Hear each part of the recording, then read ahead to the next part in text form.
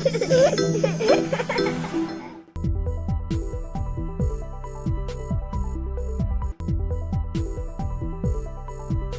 everyone, this is Dr. Sai Punit Reddy, consultant pediatric intensivist at Paramita Women and Children Hospital, Madhyanaguda. Today I am going to discuss about the topic role of zinc in children. అంటే zinc అనే element పిల్లల్లో ఏ విధంగా ఉపయోగపడుతుంది. So మెయిన్గా zinc గురించి ఎందుకు discuss చేస్తున్నానంటే చాలా మంది ఓన్లీ ఐరన్ ఒకటే వేసుకుంటూ ఉంటారు, వాడుతుంటారు, ఐరన్ డెఫిషియన్సీ అంటాం. కానీ మనకు తెలియకుండా హిడెన్గానే జింక్ ప్రాబ్లమ్స్ వచ్చే ఛాన్సెస్ ఉంటాయి. అసలు జింక్ ఏ విధంగా ఉపయోగపడుతుంది మన బాడీలో? సో ఎస్పెషల్లీ పిల్లల గ్రోత్ కోసం చాలా అవసరం పడుతుంది. ఒకవేళ కిడ్ సరైన జింక్ తీసుకోలేకపోతున్నారు అని అంటే వాళ్ళ హైట్ యూజువల్గా తక్కువ ఉంటుంది. పేరెంట్స్ హైట్ ఉన్నా కూడా కిడ్ హైట్ అనేది పెరగకపోవచ్చు. సో స్టంటెడ్ గ్రోత్ రావడము, హైట్ తక్కువ ఉండడం లాంటి జింక్ డెఫిషియన్సీస్లో కనిపిస్తూ ఉంటుంది. సో అదేవిధంగా జింక్ అనేది రెస్పిరేటరీ ఇన్ఫెక్షన్స్ కూడా ప్రివెంట్ చేస్తుంది. అంటే మన లంగ్స్లో ఇమ్యూనిటీ పెంచడానికి కూడా జింక్ అనేది చాలా రోల్ ఉంటుంది.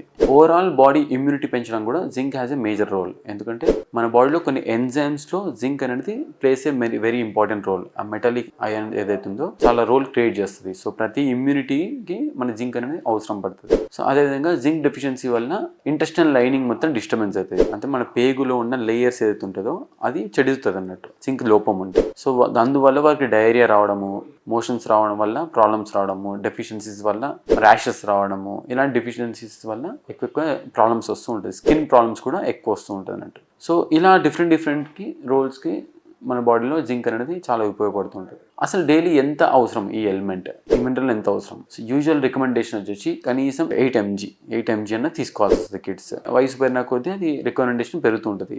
యంగర్ అడల్ట్స్కి అయితేనేమో 12 mg వరకు అట్లా తీసుకుంటారు. సో 8 mg డైలీ సిరప్ లాగా తీసుకోవడం అనేది not a good idea. So always మనం ఫుడ్ నుంచి ఇవ్వడానికి ప్రయత్నం చేయాలి. మనం హెల్దీ ఫుడ్ ఇస్తే కిడ్స్కి జింక్ అనేది సప్లిమెంటేషన్ అవుతుంది. ఓన్లీ సర్టెన్ సినారియోస్ని మనము ట్రీట్ చేస్తాం, అంటే మెడిసిన్ ఇస్తాము. సో అసలు first of all what are the zinc rich foods, అంటే ఎలాంటి ఫుడ్స్లో జింక్ ఎక్కువ ఉంటుంది? సో రిమెంబర్ దిస్, మెయిన్గా సీ ఫుడ్స్, సీలో వచ్చే ఫుడ్ అన్నిటిలో జింక్ ఎక్కువ ఉంటుంది. క్రాబ్స్లో కానీ, ఆయిస్టర్స్ కానీ, మొలస్క్స్ కానీ, షెల్ ఫిష్, ఇలాంటి అన్ని సీ ఫుడ్స్ అన్నిటిలో జింక్ అనేది చాలా బెటర్ ఉంటుంది అన్నట్టు. సో తరచూ సీ ఫుడ్స్ అప్పుడప్పుడు తీసుకోవడం అనేది మన బాడీకి మంచిదే, ఎందుకంటే జింక్ అనేది వస్తూ ఉంటుంది. సో అదేవిధంగా ఎగ్స్లో కూడా ఉంటుంది, యోగర్ట్లో, మిల్క్ పదార్థాలు అన్నింటిలో జింక్ ఉంటుంది. సో వీగన్స్ ఎలా మరి సీ ఫుడ్ అంటున్నారు కదా, మరి వెజిటేరియన్స్ ఏం తీసుకుంటే జింక్ వస్తుంది అంటే beans, so kidney beans, so legumes, అలా బీన్స్ విత్తనాలు సంబంధించిన అన్నింటిలో జింక్ అనేది పుష్కలంగా ఉంటుంది అన్నట్టు. ఆకుకూరలో పెద్దగా ఉండదు, బట్ బీన్స్లలో ఉంటుంది.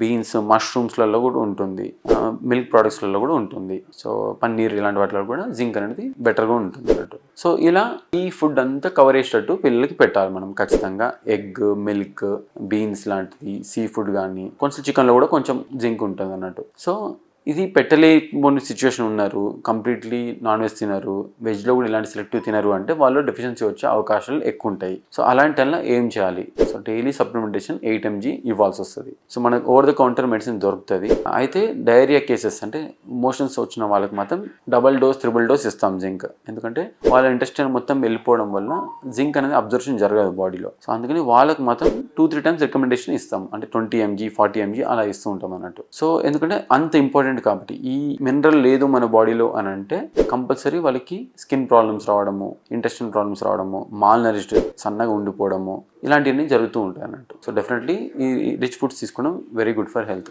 Thank you.